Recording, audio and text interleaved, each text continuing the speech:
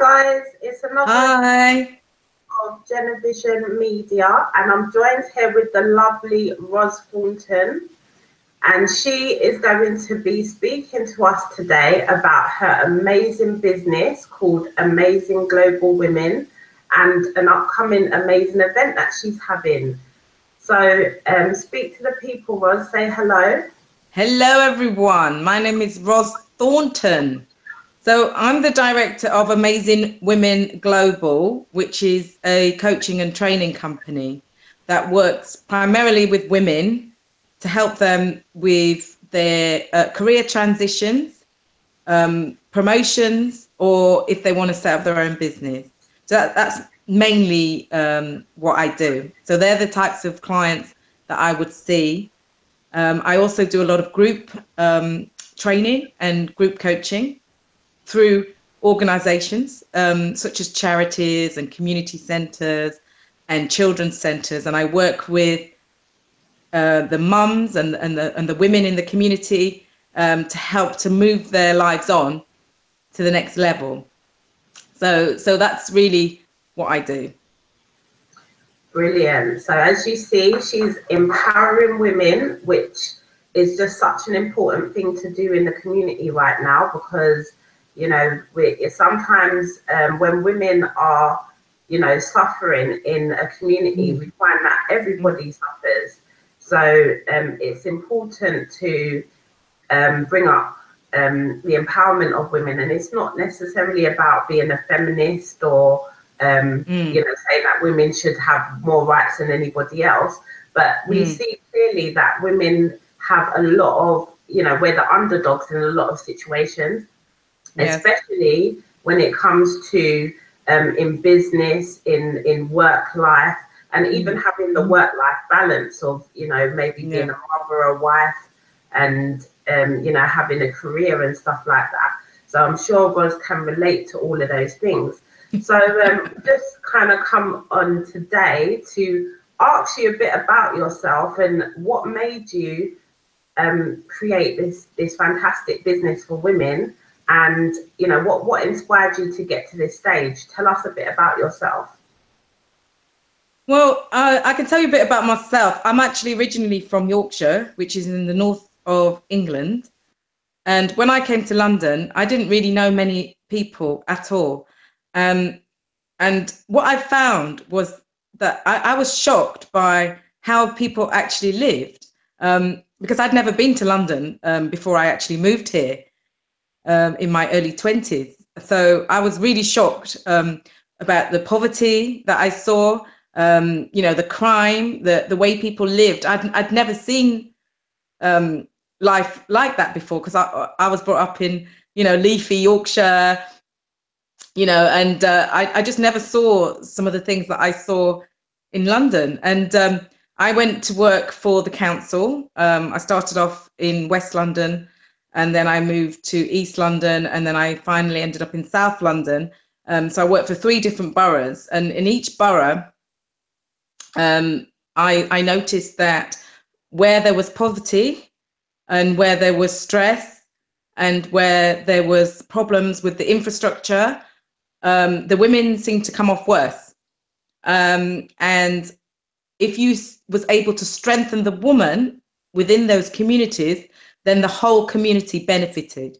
And this is what I found. So yeah, I just, after 20 years of working with local authorities and councils, you know, within London, I retrained as a coach, because life coaches had helped me when I was on my own personal journey, which I can tell you about in a minute. But because I'd been helped so much by life coaches, I decided that I wanted to become a coach after I finished my career in local government. So after 20 years, I was made redundant, and I decided to retrain as a life coach.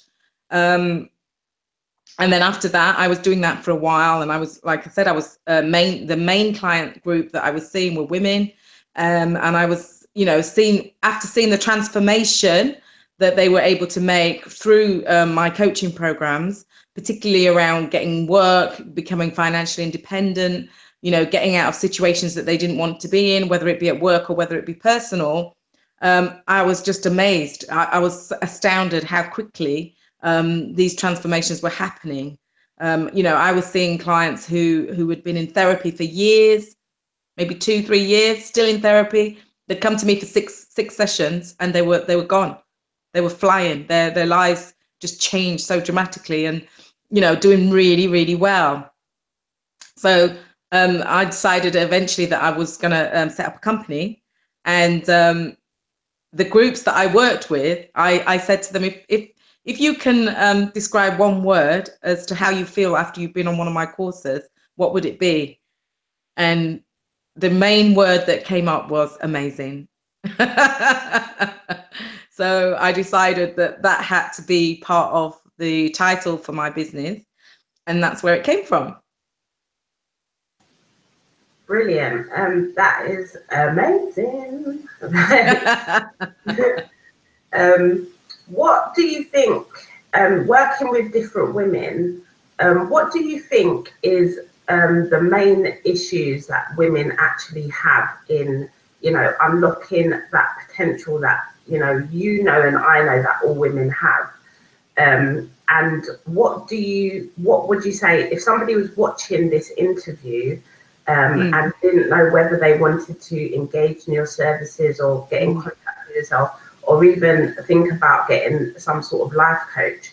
What would you say to them, you know, is maybe the issue that is stopping them? Because I know a lot of times, sometimes we're even scared to go and get the help because we think, oh, maybe it doesn't apply to us. You know, if you've only had a job all your life and you don't have the confidence to maybe go for you know, a promotion or start your own business or anything like that. So what would you say to women to you know, who would be considering engaging in your services, and you know, especially from your kind of perspective of what you've been through in your life, what would you say to them?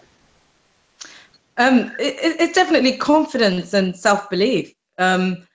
Self-esteem, those areas, you know, that's the main area for women, because, you know, I think we've been programmed from a very early age to believe somehow that we're lesser than boys. And you can see it. If you don't believe me, you can see it straight away. Go to any primary school and you can see the separation where it comes from boys and girls very early on. You know, boys are taught that they're strong, and they, you know, they do certain sports. Women, you know, girls are separated, and you know, they creative things, which is fine. But I do feel that from a very young age, I mean, I've got a daughter in primary school, and I've also got a daughter in secondary school, and I can see from a very young age that, you know, they are separated. And my daughter was told by all the boys that she couldn't play football because she was a girl. So you can actually see it from a very early age. Also in the clothing that they wear, you know, girls' clothing is very much geared towards princesses and, you know, being pretty and being presentable. Boys' clothes are more like, you know, being strong and courageous and adventurous and thinking outside the box. So you can kind of see the programming that happens from a very, very early age. Also, as girls, young girls, so we go into teenagers now, we get bombarded with images. When I was younger, it was magazines and TV. Obviously now we have social media, Instagram and Snapchat and all of those things that teenagers get involved in. And, you know, they see their peers, you know, always looking better, more fantastic, more beautiful, more this, more that, you know. And I say to my daughters, you know, there'll always be somebody cleverer, taller, thinner, prettier. You know, just the list goes on. But what they have to have is a belief in themselves. That's where it starts. It all starts in the mind, and it starts with self-belief. And once you can get that self-belief, that self-esteem, and that confidence up, then you can achieve anything. Okay, so I actually did a video last week called Male Privilege, And basically, I was focusing on the differences have between men and women in terms of, like you just said, the way that women are perceived to be beautiful. Sometimes, if you're not, if you're not the idealized style of beauty, you can't even achieve in general, like even like in the workplace or in, being able, you can't be the face of something or other because your face doesn't fit. And I also spoke about, especially coming from being a mother's perspective, that sometimes we are kind of, because we are seen as the caregivers in terms of raising children, we always have to kind of juggle our lives, if you understand what I'm saying. Yeah. More than men. I mean, there are situations where people have kind of worked out more of a an equal bonding, whereas the men would do the cooking and childcare and stuff like that. But ultimately, it is mainly down to the woman, and having that kind of balance in your life is not easy, as I'm sure you will understand. Getting up in the morning, you're making sure everyone's going out the door, looking half decent, made breakfast, made lunch, and that's even before your day started or your work day started or whatever the case may be. So, I was kind of talking about those disparities, and then I had like a 3-day voice note debate with somebody regarding they were basically putting down single mothers, and they were saying that, well, if you just chosen to be a single mother, especially if you wasn't in a like a marriage or whatever, then basically your life is over and you shouldn't expect anything. You shouldn't expect to get a good job. You shouldn't expect to get a husband. You shouldn't expect to get all these types of things. So you can imagine why it lasted for 3 days. Wow. But so yeah, it's just like, generally, I've said all of that to basically say that no matter what, no matter how we kind of try to empower each other, there's always going to be people out there, whether they be men, whether they be women in a different circumstance to us, that are going to kind of look down on us. So, your brand speaks of like building the confidence, as you said before, and wealth creation aspect. So I'm interested to hear, how you could help people in those kinds of situations, whereas they may feel they are not necessarily the face. They may feel like they've made decisions in their lives that are now causing a repercussion in the future. How would you kind of work with those kinds of people? Yeah, I mean, I can relate to those kind of people as well, because I don't know if you know, but I was a single mother for 6 years with my older daughter before I met my husband. So, I totally get the journey of a single mother. And even in my own household where I was brought up, even though my parents were together for most of my childhood, I found that my mother was doing the brunt of all the work. And my dad was out a lot. And so it did feel most of the time that we were brought up in a single parent household. So I totally get the journey, and it is exhausting, and you having to do twice as much. And I salute all those single mothers out there, because I know how hard it is and I know the journey. However, there are things that you can do if you don't want to be in that situation. There are things you can do to get yourself out of that situation. I don't believe that anybody needs to stay in a situation if they don't want to. So I believe that there's a way out if they want to change their situation, or if they want a way out of their situation, there is always a way out. There is always an answer to change your life for the better. I totally believe that now, because my life, go back you know, 15, 16 years. I was on my own with a very small child. I had a full-time job. I was having to pay for everything, nursery fees, mortgage, you name it. And I did get into a financial mess. And I was exhausted as well, because I was always late picking my daughter up from nursery. You know, I was always the one running around. And in the end, I just thought enough is enough, and there's got to be another way. And that other way did show me.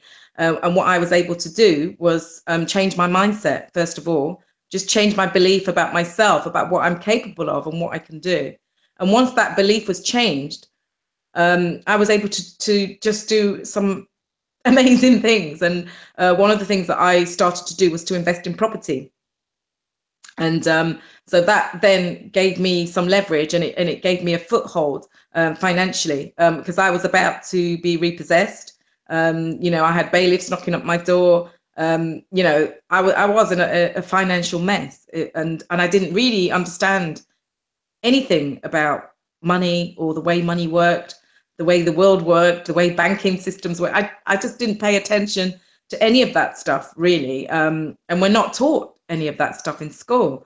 So for me, it was a huge learning curve, and I had to learn for myself. I couldn't rely on anyone else. I just had to learn from myself and pull myself up from my bootstraps. But it really was a life coach that actually did the work with me to help me to have that self-belief in myself, and she saw something in me that I couldn't even see in myself. So, and that's the beauty of what I can do now, is that I can see things in other people that they can't see in themselves, and I can see the potential. And sometimes it takes somebody else to see that potential in you, and then just give you that support, give you that encouragement, maybe introduce you to a few people, the right people, and then next thing you know, you're flying. I was able to then invest in property to build up a small portfolio, which then got me out of my poverty mess, my debt, and all the rest of it. And it enabled me to have a nice, comfortable family home here in London. Once all of those things were sorted, then I thought, right, now I need to find a husband. So, but I didn't look for a husband until all of those financial things were in place. Because I didn't want to have any stress or money worries at all, which would cloud my judgment in terms of finding an ideal partner. So, and that was my journey, really. So property was really what saved me. And I learned very quickly about the property market, how it worked and all that. I'd never even imagined that I would be, you know, ordering builders around and you know, having work done and dealing with mortgage companies, and, you know, having thousands and thousands of pounds transferred into my bank accounts, and, you know, doing deals. And I just never imagined that I was that kind of person, because people like me didn't do those kind of things. That was my limiting belief. That was what I believed, that people like me, you know, youngish, black, single mothers, you know, we just don't behave like that. And I remember when I bought my first property, which was in East London, and I kept going in and out of the estate agent, and they kept seeing this black woman coming in with a pushchair, pushing the baby, the buggy. And I remember one estate agent just said to me, "Who are you?" And I said, "I'm Roz Thompson." Well, my name was Thompson at the time. I said, "I'm Roz Thompson. Who are you?" Like, it was just very funny, because I just think they just never saw it before. They never saw, I guess, a youngish black girl. And I think I look younger than I actually am as well, which is a bonus now, obviously. And I think they just thought that I was like really young, and I was a single mum, and they obviously never saw me with a man. And here I was going in and out, buying and selling property, and doing this and doing deals, and, you know, haggling and you know, just doing all of that stuff. And I think if you want to be successful, you have to do things that other people aren't prepared to do. There was one morning where I had some painters and decorators had let me down, and I had tenants moving in at the weekend. And I had to literally just pick up my baby, strap her into the car, and we left the house at 5 a.m. And I bought some, had the paint in my car, and we just went. I drove all the way over from South London to East London, and I got the rollers out and I painted the walls myself. I painted the walls myself at 5 a.m. Then I had to drive all the way back to South London, put my daughter in nursery, and then go and do a full day's work. So, you know, when I talk about these things that I did in the early days, people look at me now and say, oh, you know, you got such a nice life, you got all these properties, you got this, you got a nice husband, you got that. And I say, yeah, but you've no idea how hard I've had to work in the beginning. I didn't know how my life was going to turn out. You know, I was just doing what I was doing to get myself out of debt and to create some sort of financial stability for me and my child. So yeah, that's really it. It starts with a belief about yourself, and once that's changed, you can do anything.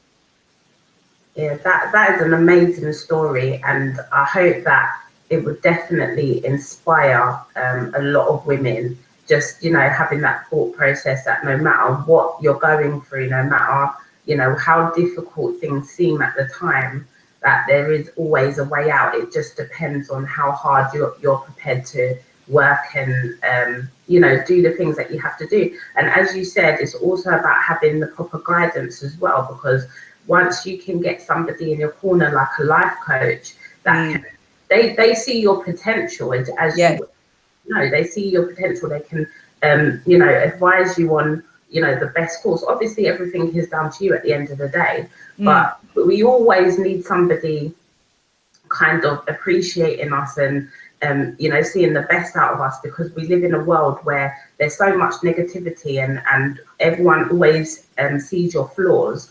And you know, you're never actually given, you know, you're never actually given an opportunity to kind of shine, for want of a better word, because, you know, we're living in a society where everyone's kind of given a role to do, and that's what it is. But you chose to, in a situation where you could have just sat back and said, nah, I'm just gonna, like, you know, accept the situation, I'll be in debt, you know, I'll lose my home, you know, all these things that can happen. And at the end of the day, this happens to a lot of people. So it's not knocking anyone that it does. But at the end of the day, there is always a way out. There, as long as you have life, you know, there is still a way. And that's the amazing thing that you have shown people. And I hope that has inspired people, especially with now that you're helping other women to achieve exactly the same thing. So as we've had that, you shared that amazing experience, please talk to us about your award ceremony that's coming up. And what is all that? What is that about? And tell us more about it.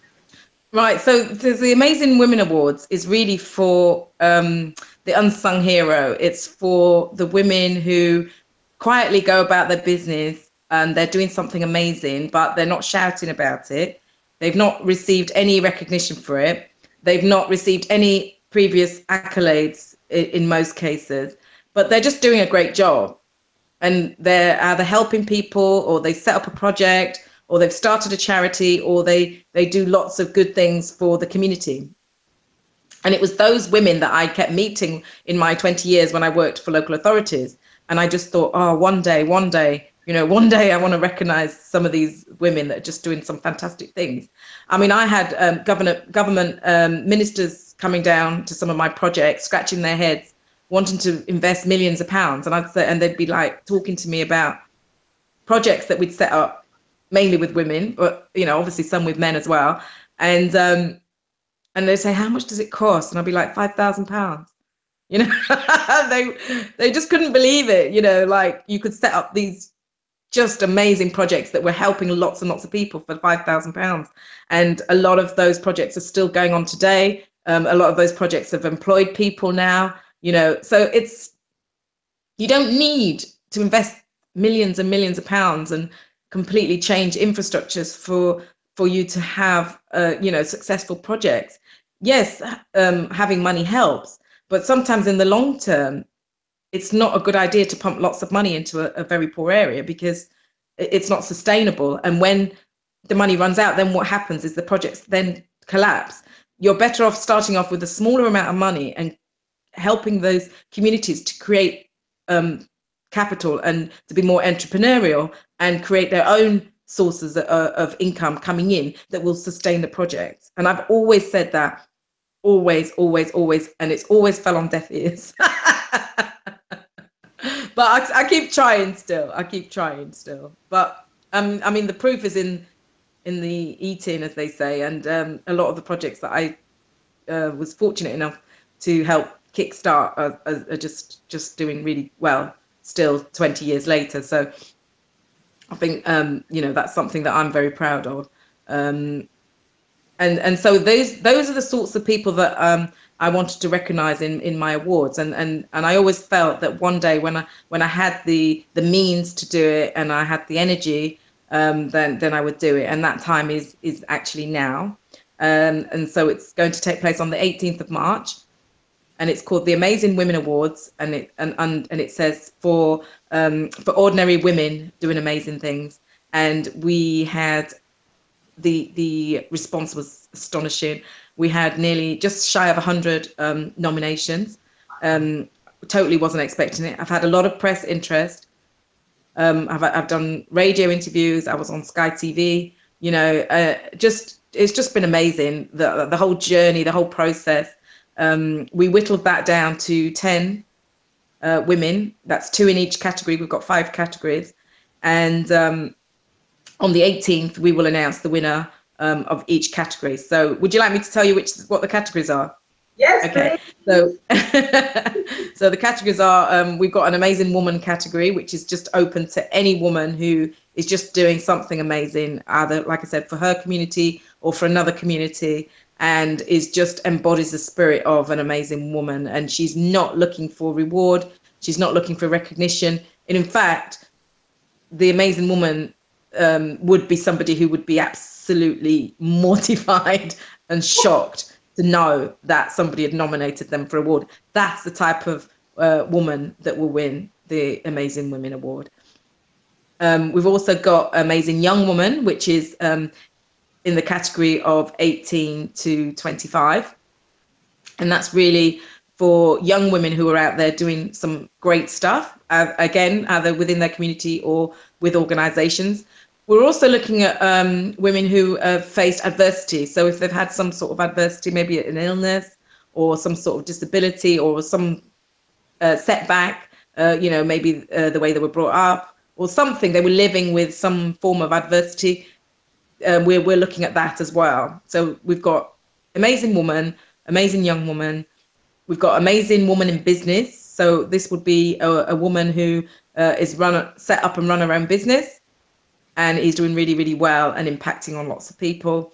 We're also looking at Amazing Mum, most importantly. So that would be just somebody who, embodies the spirit of what a mum should be. A mum maybe who's made the ultimate sacrifice for her kids. Maybe a mum who's had to make some enormous decisions, life-changing decisions, maybe, or just a mum who's just brought up 10 kids on her own or something like that, and is not really looking for anything, and just got the love for her children.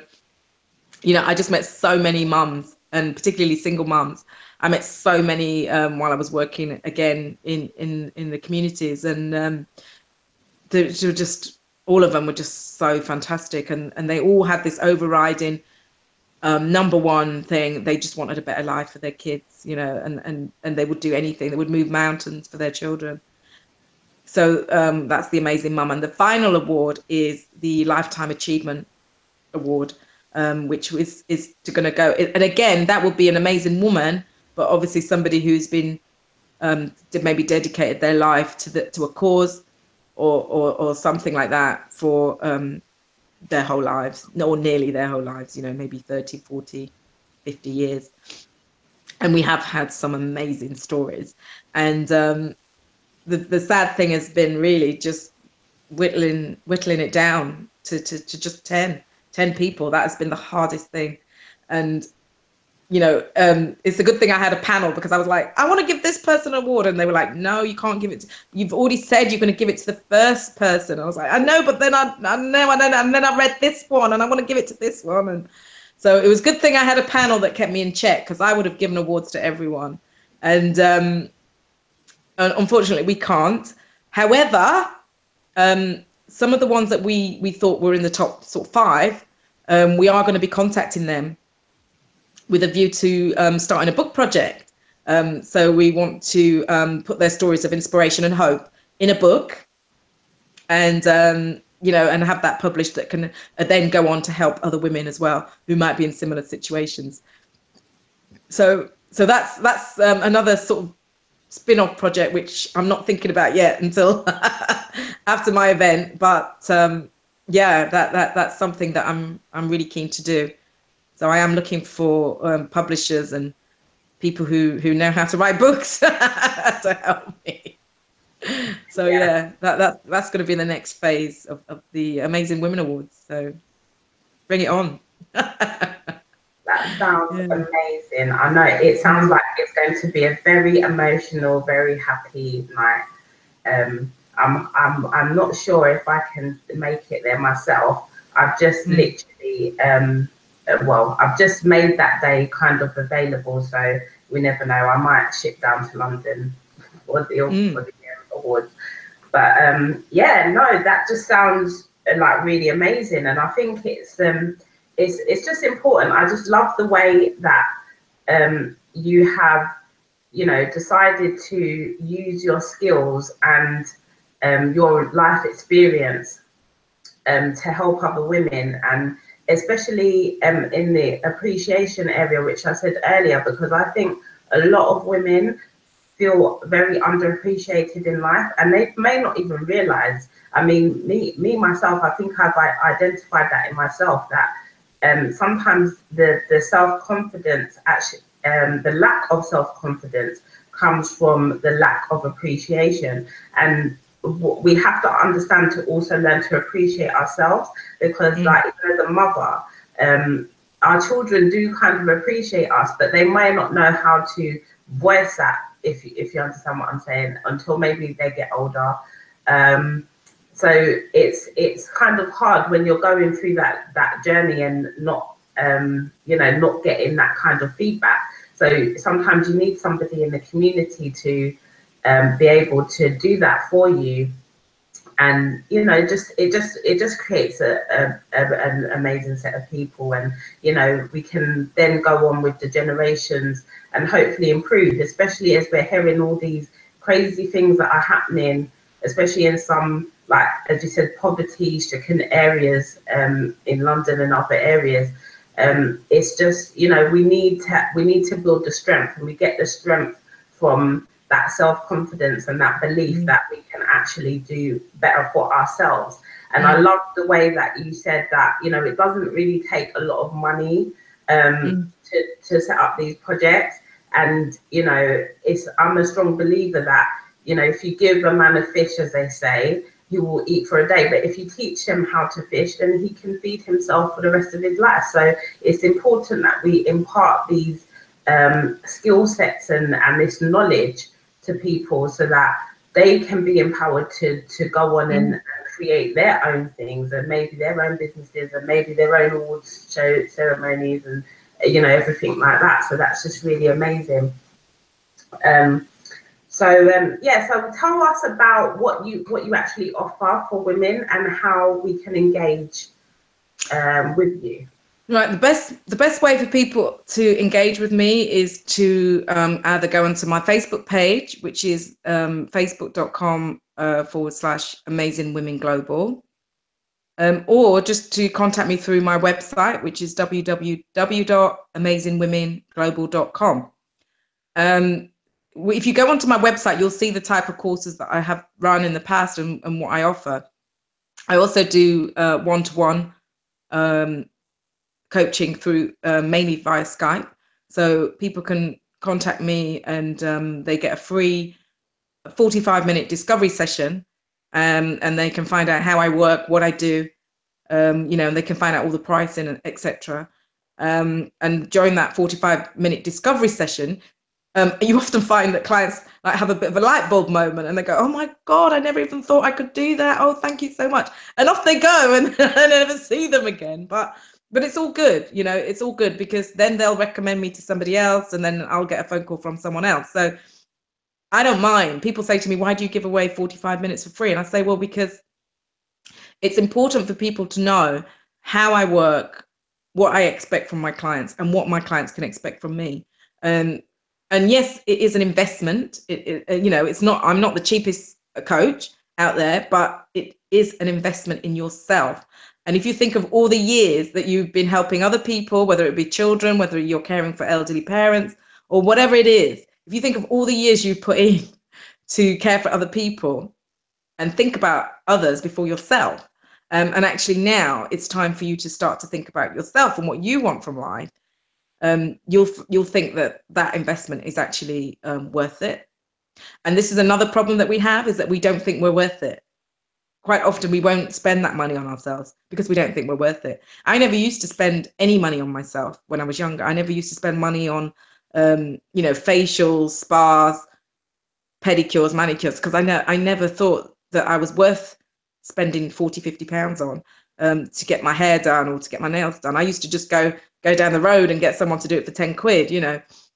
Whereas now I just think, no, I'm worth it. I've worked really hard, especially if you're working, you know, you do need to put some of that money aside for yourself. And that's so important. I always say to my clients, pay yourself first. So don't just take your salary and use it on bills and food and everything else. And then at the end of the month, there's nothing left. You know, always take a little bit out, whether it's 40, 50, 60 pounds to spend on yourself first, because you have to come first. If you don't have your health, if you don't have your strength, and if you don't have your resilience, then how are you going to support your whole family? And this is what I say to people. You have to look after yourself first. Definitely. So yeah, so I do the one-to-one sessions via Skype. I also do group sessions. If people have 10 or more people, I tend it's generally not worth doing it, and if there's much less than 10. So I do group sessions as well if you have 10 or more people. I also do work through organizations where they want to boost confidence or improve productivity, or help women get jobs if they're unemployed. I work through organizations to help people with employment. And I have to say that is one of my favorite courses to run, is the Back to Work and Confidence Skills course, because that you see immediate results. By the end of the course, people start dropping off and saying, "Oh my God, I've got a job. I never thought I'd get a job. Oh my God, I got this job. I got that job." And, you know, "Oh, thank you so much." So actually, when people don't turn up for the course, that is actually a success. So I really do enjoy working on teaching that course. I also do, if people aren't necessarily looking for a career, but they just want to improve their confidence, then, you know, I focus around confidence. So I focus on those areas: confidence, employability. Now, once those two things are in place, we go on to the third one, which is financial empowerment or wealth creation. And I think that's important as well, particularly for women, you know, to have their own bank account, and to, you know, have their own source of income, and to be able to look after their money, and to understand how money works, and to understand how to invest their money. So this is really something that I think is really, really important and very powerful, because once women have got those three key areas under their belt, then their life's a success, as far as I'm concerned. Brilliant. I love the way how you deal with the confidence first before you deal with the wealth creation. I think that is such a key element, because if we don't have the confidence and empowerment in ourselves, and, you know, in love to invest in ourselves, as you said before, how can we, you know, start being wealth creators? How can we create anything from nothing?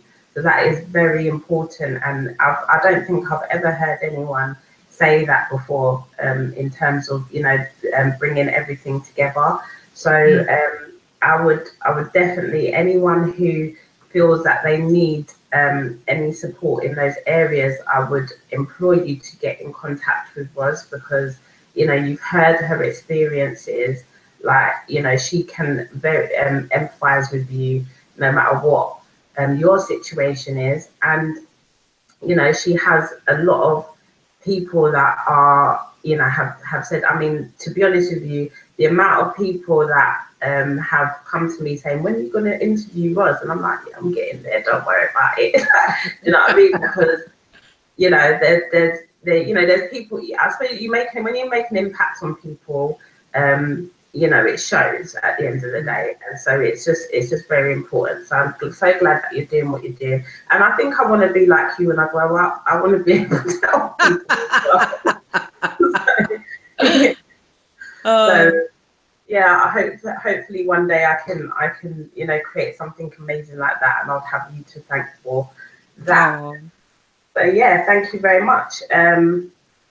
So yeah, what I'm going to do is I'm going to put all the links that Roz has mentioned on the description bar. So that's the link to her Facebook page and her website, so you can contact her and see what she's doing. Is there any availability for the upcoming show? Is there still? Yeah, the Amazing Women Awards. We've got. There's about 3 tickets left. That's all. Wow. I should have booked a bigger venue. You see, this was a limiting belief in me. I didn't believe that my first event was going to sell out so quickly. So. Wow. Yeah, I think there's about 3 tickets left. So if people want the tickets, they need to get onto the Eventbrite link. They can just go into Eventbrite and put Amazing Women Awards, and it will come up. And it's on the 18th of March in central London, in Victoria, and it's going to be fantastic. We've got 3 really powerful speakers. We've got a great MC. We've got some entertainment. We've got a beautiful singer who's singing. We've got a young man doing spoken word who's very empowering and uplifting and supports women. So yeah, it's going to be a mixed bag, and it's going to be great. It's not going to be if I've got anything to do with something, it's going to have a bit of a Yorkshire spin on it. It's expect the unexpected. Let's just say that. And it's an opportunity to dress up and do your hair. And yes, dress to impress. Yeah, definitely. We have got some press going to be there. We've got 3 journalists coming, so there will be press interest, and dress to impress. That's all I can say. You were warned. Brilliant. Yeah, so that sounds absolutely fantastic. So I'm going to wrap up the show now. I really want to thank you for coming on and speak with us. I really hope that you will come back to talk with us again, maybe on like a specific topic, if you would mind. Because I think you have like a wealth of information to share with people. So I just want to thank you for that. And yeah, guys, please check out Roz's website, Amazing Women Global, and her Facebook page as well. Like she said, there's a very limited tickets left if you want to go to the Amazing Women Awards.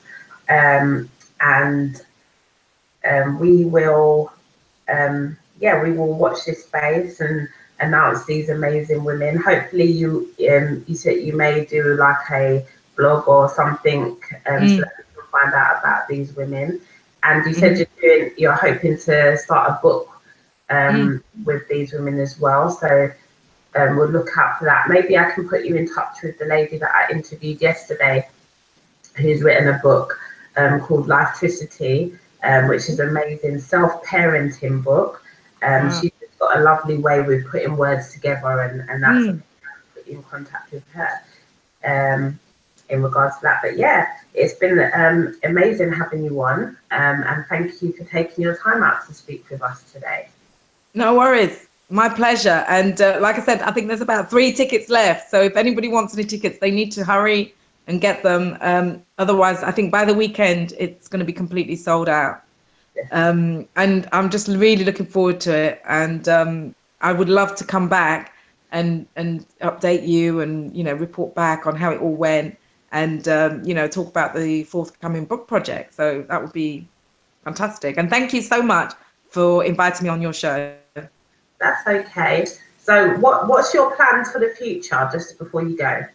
My plans for the future, like I said, I'm going to block the summer out to write my book. So there will be a book hopefully launched next year at the next Amazing Women Awards.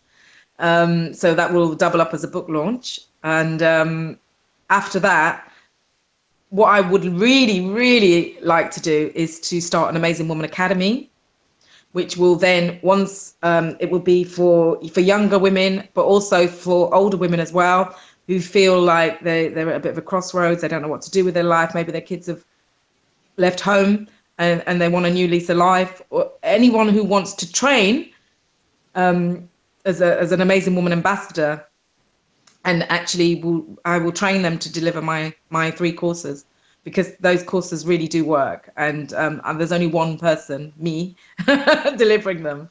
So I would really like to get a whole group of amazing women who I can put through these training courses and get them trained up, so that we can start to deliver to more women. Wow. Hashtag franchise. We're going to have one in Birmingham, in Leeds.